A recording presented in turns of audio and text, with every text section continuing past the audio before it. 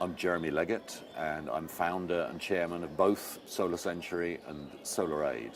I started my vocational life as a creature pretty much of the oil industry. I taught earth science at Imperial College, consulted for the oil industry, but did my research on the history of the oceans. And that's what got me worried about climate change, a bit before it was fashionable so to do in the mid-1980s. And I acted on that. I quit that life and set up as an environmental campaigner. I worked for Greenpeace International for 7 years, mostly focusing on climate change.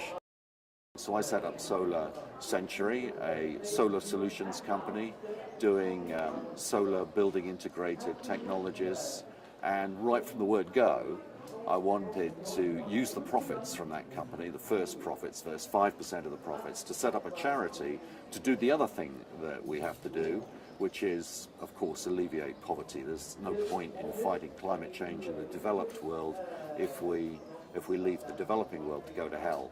So Solar Century, fully commercial, venture capital-backed company, on the one hand is a candle for hope within the business community, and SolarAid, a charity teaching African entrepreneurs to make and sell solar lighting devices to knock out kerosene lanterns. The two are pretty much sister organizations. That's the story. We've had 4 rounds of fundraising. We've raised £28 million so far. And 4 venture capital companies have come in from Silicon Valley in the west and the Middle East in the east, and Europe in between the two, and 1 big utility, Scottish and Southern.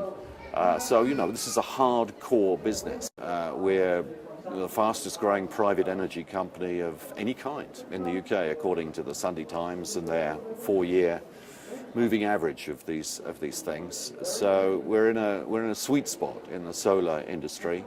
There are 105 of us at the moment in 4 countries: UK, Spain, Italy, France, and our turnover this year will be mid-30 millions. I think, as I look back on my life then, I was really one of them. I mean, if anyone had said to me, you'll end up as an environmentalist and then as some kind of green entrepreneur trying to put the oil industry out of business, or be part of the movement that puts the oil industry out of the business, I'd have said, you must be crazy.